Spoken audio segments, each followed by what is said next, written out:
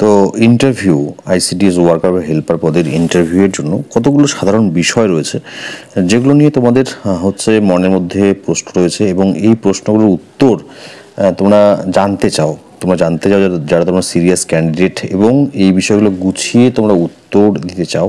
তো আগামী দিনগুলোতে যারা ইন্টারভিউ দেবে, যাদের এই বিষয়গুলো জানার আগ্রহ রয়েছে, ভিডিওটি মনোযোগ দিয়ে শোনো এবং যাদের দরকার নেই তারা ভিডিওটি প্রথমেই এটা স্কিপ করে যাও, দেখার প্রয়োজন নেই, কারণ ভিডিওটি লম্বা হবে এবং ইনফরমেশন সহ লম্বা হবে।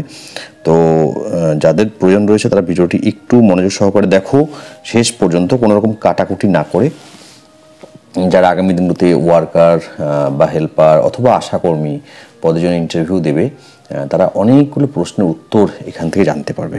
দেখো, এই যে প্রশ্নটা, তোমার মধ্যে সবচেয়ে বড় ও শক্তিশালী গুণ কী রয়েছে বা কী তোমার দুর্বলতা কী রয়েছে, হ্যাঁ, এই যে প্রশ্নগুলো, কেন তোমাকে আমরা এই চাকরির জন্য সিলেক্ট করব, হ্যাঁ, বা তুমি কেন নিজেকে এই চাকরির জন্য যোগ্য বলে মনে করো। এছাড়া হচ্ছে ইন্টারভিউ রুমে কীভাবে প্রবেশ করবে, কীভাবে অন্যান্য বিষয়গুলো, ইন্টারভিউয়ের রুমে কীভাবে না জানা প্রশ্নের উত্তর দেবে, বা ভাষা উত্তর কীভাবে দেবে, যেটা জানো না সেটার বিষয়ে কী হবে, বা যখন উত্তর দেবে তখন কীভাবে উত্তর দেবে, সমস্ত বিষয় নিয়ে হচ্ছে আমি এই ভিডিওটাতে তথ্য তুলে ধরার চেষ্টা করছি। এছাড়া যাদের নোটসগুলো প্রয়োজন রয়েছে আইসিডিএস ইন্টারভিউয়ের জন্য, আইসিডিএস সম্পর্কিত একদম 100% কমন পড়বে এরকম নোটস, এছাড়া তোমাদের রেকর্ডিং ক্লাস যেগুলো রয়েছে আমার প্রিভিয়াস রেকর্ডেড ক্লাসগুলো, সেগুলোর লিঙ্ক তোমাদের দিয়ে দেবো, সেগুলো তোমরা দেখতে পারবে। ফলে তোমাদের মানে সমস্ত তথ্য একদম হাতের মুঠোয় পেয়ে যাবে। সেগুলো যদি দেখো তাহলে আইসিডিএস সম্পর্কে, এছাড়া ভিটামিন, রোগ ব্যাধি, পুষ্টি, জনস্বাস্থ্য, পশ্চিমবঙ্গ সরকারের স্কিম, পশ্চিমবঙ্গ রাজ্য, এই সমস্ত বিভিন্ন বিষয়গুলো যেগুলোর ইনফরমেশন দরকার হয়ে যায়, শুধুমাত্র সাবজেক্টটা বাদ দিয়ে সব তোমরা সেই নোটসের মধ্যে পাবে। 299 টাকায় সেই নোটসগুলো তোমরা পেয়ে যাবে। যদি দরকার হয় নোটসের, তো অবশ্যই তোমরা আমার স্ক্রিনে দেওয়া নাম্বারে যোগাযোগ করবে। দেখো, প্রথম যে বিষয়টা রয়েছে ইন্টারভিউ বা পার্সোনালিটি বোর্ড, হ্যাঁ, তো নিজের যোগ্যতা প্রমাণের অন্যতম প্রধান জায়গা হলো পার্সোনালিটি টেস্ট বা ইন্টারভিউ বা ভাইভা বোর্ড। ইন্টারভিউয়ের সময় প্রশ্ন উত্তরের মাধ্যমে নিজের যোগ্যতার পরিচয় যেমন দিতে হয়, ঠিক তেমনই গুরুত্ব দিতে হয় আদব কায়দা, ভদ্রতা, শারীরিক ভাষা তথা বডি ল্যাঙ্গুয়েজ এর প্রতি, কারণ এর মাধ্যমে প্রমাণিত হবে আত্মবিশ্বাস এবং তোমার স্মার্টনেস। পোশাক পরিচ্ছদ, দেখো, পোশাক পরিচ্ছদের বিষয়ে ভীষণ সচেতন দৃষ্টি থাকা উচিত। একজন ইন্টারভিউ বোর্ড মেম্বার প্রথমেই নজর দেবেন যিনি ইন্টারভিউ দিতে এসেছেন তার পোশাক পরিচ্ছদ কেমন। পোশাক পরিচ্ছদ দেখেই তিনি সাক্ষাৎদাতার স্মার্টনেস, বাহ্যিক গুণাবলী, চারিত্রিক বৈশিষ্ট্য অনেকটা মেপে নেবেন। তো খুব দামি জামা কাপড় হতে হবে এরকম কোনো ব্যাপার নয়, কিন্তু কতগুলো আবশ্যিক বিষয় রয়েছে যেগুলো অবশ্যই মেনটেন করতে হবে। মনে রাখবে যে যারা ইন্টারভিউ নিচ্ছেন তারা প্রত্যেকেই হচ্ছেন অনেক বড় পদে তারা চাকরি করেন, উচ্চপদস্থ কর্মচারী, হাইলি ডেজিগনেটেড পার্সন। তো সেক্ষেত্রে তাদের সামনে কী ধরনের পোশাক পরিচ্ছদ পরে যাওয়া আমাদের উচিত, ইন্টারভিউ আমরা যারা দিতে যাব সেটা কিন্তু খুব ভালোভাবে এটা মাথায় রাখা উচিত। দেখো, মেয়েদের ক্ষেত্রে কি আমাদের যে সমস্ত পোশাকগুলো ফর্মালি ইউজ করা হয় তারা সেগুলো ব্যবহার করতে পারে, যেমন হচ্ছে হালকা রঙের শাড়ি বা সাধারণ সালোয়ার কামিজ পরা যেতে পারে, তবে সালোয়ার কামিজ যারা পরবে, চুড়িদার যারা পরবে, সেটা যেন খুব আঁটো হয়। আচ্ছা, চুল কখনোই ছেড়ে দেওয়া যাবে না ইন্টারভিউয়ের ক্ষেত্রে, ইন্টারভিউ রুমে বা ইন্টারভিউ দিতে যেদিন তুমি যাচ্ছ সেদিন সেটা কিন্তু মানে পনিটেল তোমরা যেটা বলো, দেখো পনিটেল করে সেটা বেঁধে রাখলে সেটা মার্জিত দেখাবে, ডিসেন্ট লাগবে। অবশ্যই ডিসেন্ট লুক থাকাটা ভীষণ ইম্পর্টেন্ট। এছাড়া জুতোর ক্ষেত্রেও সতর্ক হতে হবে, মেয়েরা কখনোই হিল পরবে না, হাই হিল তো নয়, হিলস কখনোই পরবে না, ফ্ল্যাট স্যান্ডেল পরতে পারো, পাম্প শু পরতে পারো, বা একটা সরকারি অফিসে যাওয়ার জন্য যে সমস্ত ফর্মাল শু হয়, স্যান্ডেল হয়, সেগুলো তোমরা পরে যেতে পারো। আচ্ছা, এবং সেটাতে যেন কখনোই অতিরিক্ত কোনো কারুকার্য করা না থাকে। মনে রাখবে যে তোমরা কোনো কোম্পানির চাকরির ইন্টারভিউ দিতে যাচ্ছ না, তোমরা একটা সরকারি পদে কাজ করবে বা সরকারি একটা অফিসে তোমরা ইন্টারভিউ দিতে যাচ্ছ, তাই সেটা কিন্তু সেই হিসেবে তোমাদের মেনটেন করতে হবে। হাতে তোমরা ঘড়ি পরতেই পারো, কিন্তু ঘড়িটা কখনোই ডিজিটাল হবে না বা স্মার্ট ওয়াচ হবে না, যেগুলো এখন খুব চলছে স্মার্ট ওয়াচ। সেক্ষেত্রে ঘড়িটা হতে হবে অ্যানালগ। অ্যানালগ বলতে হচ্ছে ক্লাসিক্যাল যেগুলো, যেমন ওই ঘন্টার কাঁটা, মিনিটের কাঁটা, সেকেন্ডের কাঁটা থাকে, এই ধরনের ঘড়িগুলো হচ্ছে ইন্টারভিউর জন্য ব্যবহার করা হয়। এবং নর্মালি যেটা আরও একটা বিষয়, যে ঘড়ির যে ঘড়ির চেইনটা সেটাও হচ্ছে যদি লেদারের হয়, লেদার মানে যদি সেটা স্টিলের না হয় তো খুব ভালো, মানে মেটাল না হয় খুব ভালো, তো লেদার হতে পারে বা প্লাস্টিকের হতে পারে, আর সেটা অবশ্যই অ্যানালগ ওয়াচ হতে হবে। যে ফাইলটা নিয়ে যাবে সেটাও পরিষ্কার পরিচ্ছন্ন হতে হবে, কোনো রকম ছেঁড়া ফাইল নিয়ে যাওয়া যাবে না, এবং কাগজপত্রগুলো সঠিকভাবে গুছিয়ে নেবে। চশমা, সেটাও ফর্মাল চশমা হতে হবে। নানা রকমের চশমা তো মার্কেটে পাওয়া যায়, যারা চশমা ব্যবহার করে তারা জানো কোনটা ফর্মাল নয়। আচ্ছা, মেকআপ মনে রাখবে যে তুমি কোথাও ঘুরতে যাচ্ছ না, ঠিক আছে? আর যারা ইন্টারভিউ তোমার নেবেন তারা WBCS IAS অফিসার, তো তাদের সামনে, সেই সমস্ত স্যারেদের সামনে বা ম্যাডামদের সামনে তুমি বসে ইন্টারভিউ দেবে, তাই নিজেকে খুব বেশি সাজিয়ে গুজিয়ে সেখানে নিয়ে যাওয়ার কোনো মানে হয় না, নিজেকে গর্জাস প্রমাণ করার কোনো মানে হয় না। ইন্টারভিউ রুমে প্রবেশ, দেখো এই বিষয়ে সতর্ক থাকতে হবে। ইন্টারভিউ রুমে ঢোকার সময় অবশ্যই অনুমতি নিয়ে ঢুকতে হবে। ইন্টারভিউ রুমে হট করে ঢুকে কখনোই যাওয়া যাবে না। দরজা যখন খুলবে সেটা যেন শব্দ কোনো মতেই না হয়। আলতো করে দরজাটা খুলবে, মাথা একটু রুমের দিকে এগিয়ে দেবে, তারপরে পারমিশন দেবে, স্যার আমি আসতে পারি? তো তারা তোমাকে পারমিশন দেবে, হ্যাঁ আসো।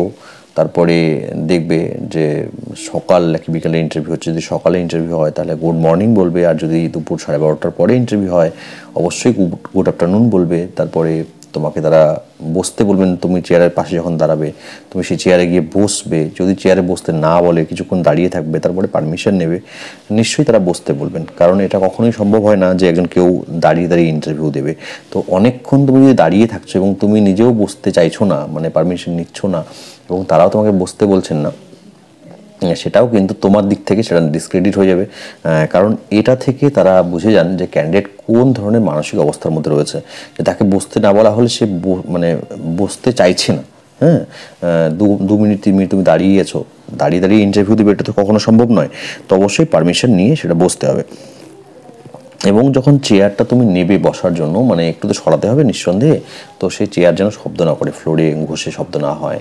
আর যখন চেয়ারে বসবে তখন হচ্ছে অ্যালার্ম দিয়ে বসা যাবে না।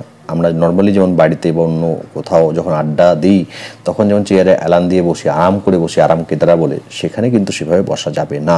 এবং হচ্ছে কি যে স্ট্যাচু হয়ে বসে থাকা যাবে না।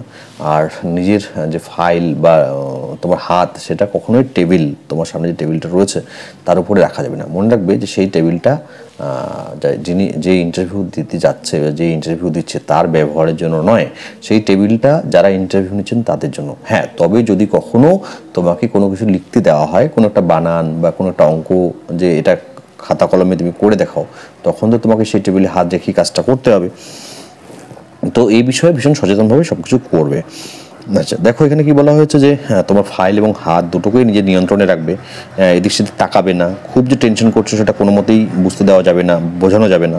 এখানে আত্মবিশ্বাসটা একটা বড় বিষয়, এবং আত্মবিশ্বাসটাই তোমাকে তোমার সফলতার দিকে অনেকটা এগিয়ে দেবে। তবে আরেকটা জিনিস মনে রেখো, যে মানে ওভার কনফিডেন্স যেন না হয়। অনেক সময় কি হয়, অনেকের মধ্যে ওভার কনফিডেন্স কাজ করে, তারা ভাবে যে আমি সমস্ত কিছু জানি, আমার আর কোনো জানার বিষয় নেই, আমি সব পারবো। তো এই ধরনের বিষয়গুলো হচ্ছে ওভার কনফিডেন্স, এবং এটা কিন্তু বেশিরভাগ ক্ষেত্রে দেখা গিয়েছে যে এটা কিন্তু খুব বাজে একটা প্রভাব ফেলে। মানে এটা দ্বারা কোনো কাজকর্ম হয় না, মানে এটাতে তারা অসফল হওয়ার একটা উপায়, অসফল হয় এটা আর কি। তো এই জন্য ওভার কনফিডেন্স থাকা যাবে না। ইন্টারভিউ দিতে যাওয়ার আগে তুমি কোন দপ্তরে ইন্টারভিউ দিতে যাচ্ছ, কোন পদের জন্য ইন্টারভিউ দিতে যাচ্ছ, সে বিষয়ে সম্যক ধারণা রাখবে। ঠিক আছে, তুমি কেন যাচ্ছ সেখানে, কিসের ইন্টারভিউ, কোন ডিপার্টমেন্টের ইন্টারভিউ তুমি দিতে যাচ্ছ, সেগুলো তুমি যদি না জেনে যাও তাহলে তার থেকে আর খারাপ কিছু হতে পারে না। আর একটা কথা মনে রাখবে, তুমি তো ডিপার্টমেন্টে কাজ করো না, তাই ডিপার্টমেন্টের একদম ভিতরের বিষয়গুলো জানার দরকার নেই। কিন্তু যে বিষয়গুলো তোমার সামনে অ্যাভেলেবেল রয়েছে, পাবলিক ডোমেনে রয়েছে বা সকলে জানে, সেগুলো তো অবশ্যই জেনে যেতে হবে। আর যদি তুমি আশাকর্মী, ওয়ার্কার, হেল্পার পদের জন্য ইন্টারভিউ দিতে যাচ্ছ, তাহলে বড় নেগেটিভ পয়েন্ট হলো যে কাজ তুমি করবে সেটা তুমি জানো না। তো অবশ্যই নিজের কাজ জানতে হবে। ওয়ার্কার ইন্টারভিউ দিতে গেলে ওয়ার্কারের কাজ কী সেটা জানতে হবে, হেল্পার ইন্টারভিউ দিতে গেলে হেল্পারের কাজ কী জানতে হবে, ইভেন ওয়ার্কার কাজ করলেও হেল্পারের কাজ জানতে হয়, হেল্পারের ইন্টারভিউ দিতে গেলে ওয়ার্কারের কাজ জানতে হয়। এছাড়া আশাকর্মী এদের কাজগুলো কিন্তু জেনে যেতে হয়, কারণ সেগুলো জিজ্ঞেস করা হয়। দেখো, তুমি যখন কাজে যোগ দেবে তখন তুমি কাদের পরিষেবা দেবে, কি পরিষেবা দেবে, কারা সেখানে আসবে, হ্যাঁ, কাদের জন্য তুমি কাজ করবে, সেগুলো অবশ্যই তোমাকে আগে থেকেই জেনে যেতে হবে। যেমন আশাকর্মী, ওয়ার্কার, হেল্পার প্রত্যেকের ক্ষেত্রে হচ্ছে কি গর্ভবতী মহিলা, প্রসূতি মহিলা, কিশোরীদের সম্পর্কে, শিশুদের সম্পর্কে, নবজাতকদের সম্পর্কে, বিভিন্ন রোগব্যাধি সম্পর্কে, ভিটামিন সম্পর্কে, পুষ্টি সম্পর্কে স্বচ্ছ ধারণা থাকতেই হবে। ঠিক আছে, যদি কোনো প্রশ্নের উত্তর না জানো তখন কি করবে? দেখো, ইন্টারভিউতে এমন দু একটা প্রশ্ন তোমায় করা হতে পারে যেটার উত্তর তুমি জানো না। যে উত্তর তুমি জানো না সেটা তুমি বলতেই পারো, সরি স্যার বা ম্যাডাম, আমি এই প্রশ্নটার উত্তর আমার জানা নেই। ঠিক আছে, কিন্তু আন্দাজ করে অপশন এটার যদি সঠিক না হয় অপশন বি বলবে, অপশন বি সঠিক না হলে অপশন সি বলবে, অপশন সি সঠিক না হলে ডি বলবে। এই যে আন্দাজ করে একাধিক ভুল উত্তর দেওয়ার চেষ্টা, সেটা কিন্তু একদম করা যাবে না। যেটা জানো না সেটা ক্লিয়ারলি স্বীকার করে নেবে। আচ্ছা, এবং তুমি হচ্ছে যে বলছো যে তুমি জানো না এবং সরি বলছো, সেটাও যে তুমি খুব হেসে হেসে বলবে, মানে একটা জিনিস না জানা সেটা তো খুব মানে হাসির বিষয় নিজের বা আনন্দের বিষয় নয়, তো সেটার জন্য হাসা যাবে না খুব বেশি। আর হচ্ছে কি, তো কখনো কিন্তু হতাশ হওয়া যাবে না এবং কান্নাকাটিও করা যাবে না, এটাও মাথায় রাখবে। এবং সরি স্যার, যদি না জানো উত্তর, ভাষা প্রশ্নের উত্তর, তো বলতে পারো এরকম যে স্যার বা ম্যাডাম, আমি এ ব্যাপারে এটুকুই জানি, যতটুকু জানি ততটুকু শেয়ার করছি, বাকিটা আপনাদের কাছ থেকে জেনে নিতে চাইছি। এরকম বাচনভঙ্গিতে ব্যক্তিত্বের পূর্ণতা আবশ্যক। পুরোটা না পারার আফসোস বা হতাশা এই সমস্তর কোনো ব্যাপার নেই। আচ্ছা, তোমার উত্তর দেওয়ার ভাষা কীভাবে উত্তর দিতে পারে? দেখো, এক্ষেত্রেও দেখো, তোমাকে বাংলায় প্রশ্ন করা হলে বাংলাতেই উত্তর দেবে। হঠাৎ ইংরেজি শব্দের ব্যবহার, অবাঞ্ছিত শব্দের ব্যবহার করার কোনো প্রয়োজন নেই। এই যে অনেকেই আমরা আছি খুব সরি বলি, খুব প্লিজ বলি, এগুলো অতিরিক্ত ব্যবহার করবে না। এবার তোমার নিজের সম্পর্কে কিছু বলো, তোমার দুর্বলতা কী, তো কেন তোমাকে আমরা বেছে নেব, অথবা কেন তোমাকে আমরা এই চাকরিটি দেবো বলে তুমি মনে করো। এই প্রশ্নগুলো কিন্তু বারবার করে ইন্টারভিউতে জিজ্ঞেস করা হয়। এগুলো সবগুলোর তথ্য তোমরা এই পিডিএফটাতে পাবে। এছাড়া তোমাদের ইন্টারভিউ যেন ভালো হয় সেজন্য আমি তোমাদের মতো করে তোমাদের প্রয়োজন অনুযায়ী আমি সমস্ত নোটসগুলো রেডি করেছি। যারা নোটসগুলো ইতিপূর্বে নিয়েছে প্রত্যেকে ভালো ইন্টারভিউ দিয়েছে। দেখো, একটা জিনিস মনে রাখবে, চাকরি পাওয়া না পাওয়া এটা তো একটা অনেক বড় গুরুত্বপূর্ণ বিষয়। তোমরা জানো যে একটা ভ্যাকেন্সিতে যদি একটা শূন্যপদ থাকে সেখানে 4-5জন ইন্টারভিউ দেয়। তো শূন্যপদ আছে একটা, 4জন ইন্টারভিউ দিচ্ছে, তো সকলে তো চাকরি পাবে না। কিন্তু তাই বলে তুমি ভালো ইন্টারভিউ দেবে না, এটা তো হতে পারে না। এর থেকে বড় কোনো আফসোস হতে পারে না যে তুমি ইন্টারভিউতে কল পেয়েছো আর তুমি ইন্টারভিউর জন্য পড়াশোনা না করেই ইন্টারভিউ দিতে যাচ্ছ। আরেকটা জিনিস মনে রাখবে যে লিখিত পরীক্ষার জন্য তোমাদের যতটা পরিশ্রম করতে হয়েছে বা যতটা টেনশন তোমাদের মধ্যে ছিল, তার থেকে বেশি টেনশন কাজ করবে ইন্টারভিউয়ের ক্ষেত্রে। তার জন্য ইন্টারভিউয়ের জন্য অনেক বেশিভাবে নিজেকে প্রস্তুত করতে হবে, রেডি হতে হবে। না হলে কিন্তু মানে সেখানে গিয়ে ইন্টারভিউটা যখন ভালো হবে না তখন কিন্তু চোখের জল গড়িয়ে আসবে। তাই অবশ্যই ইন্টারভিউর জন্য খুব ভালো করে পড়াশোনা করতে হবে। এই সমস্ত সাধারণ বিষয়গুলো সম্বন্ধে যে কোনো চাকরির পরীক্ষাতে এগুলো খুব কমন বিষয়, এগুলো নিয়ে প্রশ্ন করা হয়, তো এগুলো জানতে হবে। এছাড়াও আমি তোমাদের জন্য যে নোটসগুলো তৈরি করেছি সেখানে ICDS সম্পর্কে 100% তথ্য দেওয়া রয়েছে। এছাড়া ভিটামিন, পুষ্টি, রোগব্যাধি, সরকারি প্রকল্প, এছাড়াও আরও যা দরকার বিভিন্ন শর্ট ফর্ম, ফুল ফর্ম যেগুলো রয়েছে, অ্যাক্রোনিমস, সেগুলো, রাজ্য সম্পর্কে, দেশ সম্পর্কে ধারণা, সেগুলো যা প্রয়োজন রয়েছে আমি দিয়েছি। শুধুমাত্র সিলেবাসটা হচ্ছে নিজের সিলেবাস সম্পর্কে নিজেকে পড়তে হবে, কারণ সাবজেক্ট সম্পর্কে, কারণ নিজের সাবজেক্ট থেকে তো প্রশ্ন করা হয়। তো সেটা যদি না পড়ে যাও তো সেটা তো তোমার ফল্ট। তুমি সাবজেক্টটা পড়েছো, এবার তুমি সেটা পুরোপুরি ভুলে গেছো, তাহলে তো হবে না। কিন্তু আজকে থেকে তুমি 10 বছর 12 বছর আগে তোমার গ্র্যাজুয়েশন কমপ্লিট করেছো, তো এতদিন পরে যে সব মনে থাকবে একদম সেটাও হয় না, কিন্তু কিছুটা তো নলেজ থাকবেই। একটা সাবজেক্ট নিয়ে পড়লে কিছুটা নলেজ থাকবেই, এটা খুব স্বাভাবিক। এখন কেউ হচ্ছে ইতিহাস নিয়ে গ্র্যাজুয়েশন করেছে বা সে অনার্স করেছে, মাস্টার ডিগ্রি করেছে, এবং তাকে জিজ্ঞেস করা হলো যে পানিপথের তৃতীয় যুদ্ধ কত সালে হয়েছে, তো সে যদি বলতে না পারে একটা ইতিহাস অনার্সের স্টুডেন্ট, তো তার জন্য সেটা তার থেকে বড় ডিসক্রেডিট আর কিছু হতে পারে না, তাই না? কোনো একজন ইংরেজি নিয়ে পড়াশোনা করেছে, অনার্স নিয়েছে বা মেজর সাবজেক্ট হিসেবে পড়েছে ইংরেজি, এবার তাকে জিজ্ঞেস করা হয়েছে যে ডেসডিমোনা, হ্যাঁ, এটা কার চরিত্র, কার তৈরি চরিত্র বা কোন নাটকের চরিত্র, তো এটা যদি বলতে না পারে কোনো ক্যান্ডিডেট, তো তার থেকে ডিসক্রেডিট কিছু হতে পারে না। তো এই জন্য হচ্ছে সাধারণ বিষয়গুলো সাবজেক্ট থেকে সেগুলো কিন্তু জানতেই হবে। এছাড়াও হচ্ছে ইন্টারভিউয়ের জন্য কিছু টিপস রয়েছে, যেমন হচ্ছে ইন্টারভিউ সেটা কখনো দেরিতে পৌঁছাবে না, তোমার কল লেটারের মধ্যে যে রিপোর্টিং টাইম দেওয়া আছে কমপক্ষে তার 1 ঘন্টা আগে পৌঁছাবে, এরকম কী কী দরকার রয়েছে সেগুলো সব এখানে বলা রয়েছে। ঠিক আছে, সব তথ্য এখানে দেওয়া রয়েছে। আচ্ছা, কীভাবে বসবে দেখো, সোজাভাবে বসবে, তবে খেয়াল রাখবে বসাটি যেন মূর্তির মতো না হয়, আর হাসিটা অবশ্যই দাঁত বের করে না হয় বা শব্দ করে না হয়। Show confidence, sit up straight and smile. উত্তর দেওয়ার সময় অবশ্যই যারা ইন্টারভিউ নিচ্ছেন তাদের চোখে চোখ মিলিয়ে, মানে মুখের দিকে তাকিয়ে আর কি উত্তর দিতে হবে। তবে কারোর দিকে এমনভাবে তুমি তাকাবে না যেন মনে হয় যে তুমি তাকে টার্গেট করেছো। ঠিক আছে, make eye contact but don't stare. If there are several people you are talking to, give them all some eye contact. কাঁধ শিথিল রাখতে হবে, কাঁধ দেখেই বোঝা যায় যে কেউ চিন্তাগ্রস্ত কিনা। Relax your shoulders, tension is often demonstrated in your shoulders. ঠিক আছে, তো এই হলো, এরকম কিছু আরও ইনফরমেশন এখানে দেওয়া রয়েছে। এবং এখানে দেখো, এখানে খুব সচরাচর একটা প্রশ্ন জিজ্ঞেস করা হয়, তোমার নিজের সম্পর্কে কিছু বলো, ইন্ট্রোডিউস ইউর সেলফ। তো তোমরা জানো এই প্রশ্নগুলো জিজ্ঞেস করা হয়। এই প্রশ্নগুলোর উত্তর তোমরা এই পিডিএফ পেয়ে যাচ্ছ। এখানে হচ্ছে দেখো, তোমার মধ্যে সবচেয়ে বড় ও শক্তিশালী গুণ কী কী, দুর্বলতা কী, তো সব প্রশ্ন আমি এখানে এই পিডিএফটাতে দিয়েছি। এছাড়াও ICDS এর সম্বন্ধে একাধিক পিডিএফ রয়েছে।